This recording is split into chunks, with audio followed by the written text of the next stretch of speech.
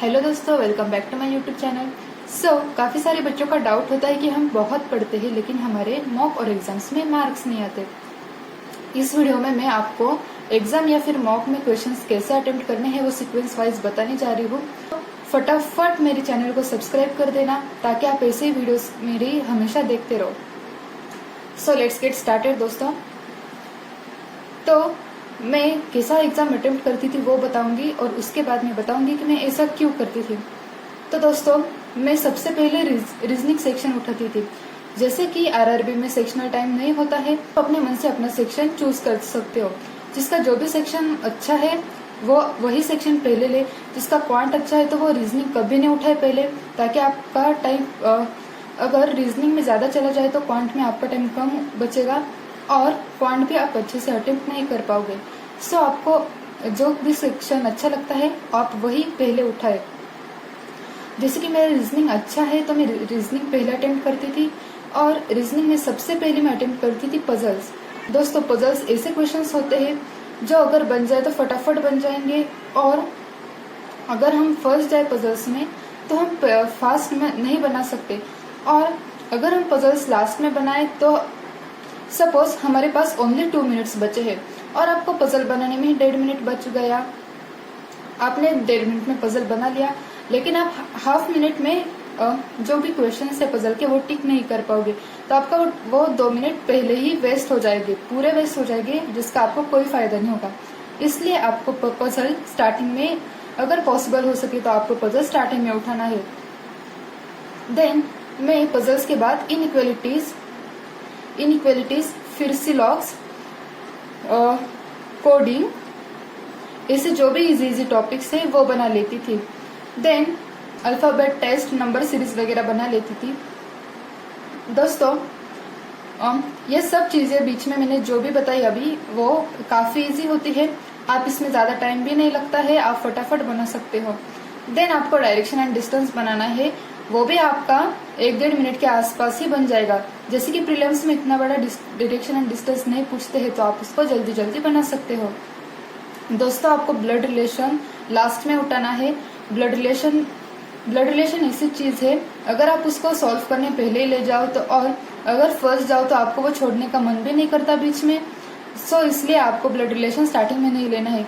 और blood relation होता भी 2-3 मार्क्स के लिए है, वैसे पजल 5 मार्क्स के लिए होता है, तो आपको फटाफट से पजल 5 मार्क्स दे जाता है, लेकिन आपको ब्लड रिलेशन नहीं देता है उतने सारे मार्क्स। देन लास्ट में जो 1-1 मार्क्स के क्वेश्चंस होते हैं, जैसे कि वर्ड फॉर्मेशन वगैरह होते हैं और 2-3 टाइप के क्वेश्चंस, वो आपको लास्ट में करने हैं। जैसे कि आपके पास अगर लास्ट में 1-2 मिनट बच जाए तो आप ये छोटे छोटे क्वेश्चंस उस टाइम में कर सकते हो। वर्ड फॉर्मेशन मैं ज्यादातर स्किप ही करती थी।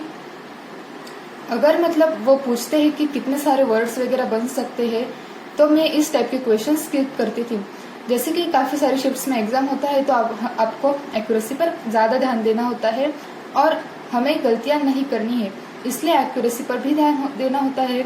ऐसा नहीं है कि आपको पूरा का पूरा ही अटेम्प्ट करना होता है, आप अच्छे अटेम्प्ट्स में भी एग्जाम निकाल सकते हो। जैसे कि बाद में नॉर्मलाइजेशन होता ही है तो आप 1-2 मार्क्स को संभाल सकते हो।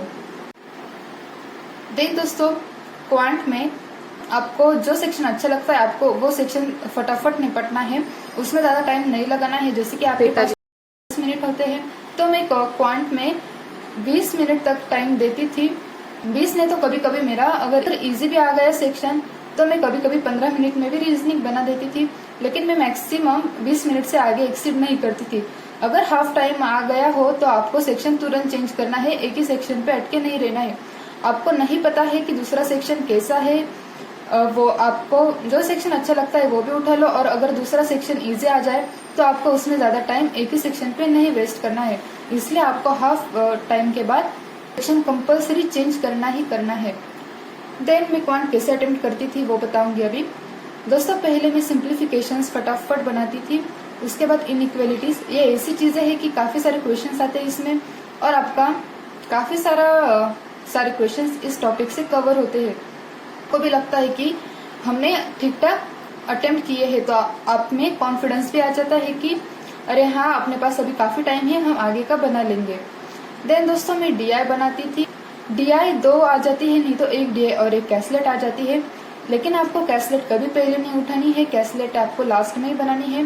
कैसलेट भी अगर इजी हो तो आपको समझ आ जाए फटाफट तो बना सकते हो, नहीं तो आप लास्ट में कैसलेट को बनाएं। देन मैं मिसिंग नंबर सीरीज नहीं तो रॉन्ग नंबर सीरीज जो भी एग्जाम में आ जाता था वो बनाती थी। दोस्तों जैसे कि मिसिंग नंबर सीरीज हम जल्दी से कैच कर सकते हैं, लेकिन रॉन्ग नंबर सीरीज में आपको टाइम लग सकता है। सो अगर नहीं बन रहा हो तो स्किप करके आपको आगे जाना है, एक ही क्वेश्चन पे अटके नहीं रहना है। जितना टाइम, एक तो टाइम कम होता है तो आपको कम से कम टाइम में ज्यादा से ज्यादा क्वेश्चन सॉल्व करने हैं, और आरआरबी की कट ऑफ भी बहुत ज्यादा जाती है तो टाइम का बहुत ध्यान देना है। देन मैं रॉन्ग नंबर सीरीज नहीं तो मिसिंग नंबर सीरीज के बाद कैसलेट उठाती थी, और अगर आसान हो तो ही मैं मिसिंग नंबर सीरीज के बाद कैसलेट उठाती थी, नहीं तो मैं अरिथमेटिक पे आ जाती थी। अरिथमेटिक भी आपको जो टॉपिक आपके अच्छे हैं वो टॉपिक के आपको फटाफट अरिथमेटिक जो क्वेश्चंस है वो सॉल्व करके लेने हैं। एक दो क्वेश्चंस ऐसे होते हैं कि जिसमें आप अटक सकते हो, तो क्वेश्चंस आपको बाद में करने हैं, और जो हार्ड क्वेश्चन है उसको लास्ट में रखना। देन रीजनिंग में जो भी आपसे क्वेश्चंस बचे हैं आप वो सॉल्व कर सकते हो, नहीं तो आप अगर पूरा अटेम्प्ट कर चुके हो तो भी लास्ट में आपको जो भी हार्ड क्वेश्चन है वो अटेम्प्ट करने हैं। यही स्ट्रेटेजी से सभी एग्जाम्स दी हूँ, और मेरी लगभग सारी प्री क्लियर हो गई है और अच्छे मार्क्स के साथ ही क्लियर हुई है। तो आप ये स्ट्रेटेजी यूज करके देख सकते हो, और मुझे पक्का बताना कि आपको ये स्ट्रेटेजी कैसे लगी और आपके मॉक्स में मार्क्स बढ़ रहे हैं कि नहीं बढ़ रहे हैं, आप मुझे कमेंट सेक्शन में बता सकते हो। सो गाइज, अगर चैनल को सब्सक्राइब नहीं किया हो तो फटाक से चैनल को सब्सक्राइब कर देना, ज़्यादा शेयर करना। जिन भी दोस्तों को प्रॉब्लम हो रही है मॉक्स में मार्क्स लाने के लिए उनके साथ जरूर शेयर कर देना। फिर मिलते हैं दोस्तों, तब तक के लिए राधे कृष्णा, थैंक यू।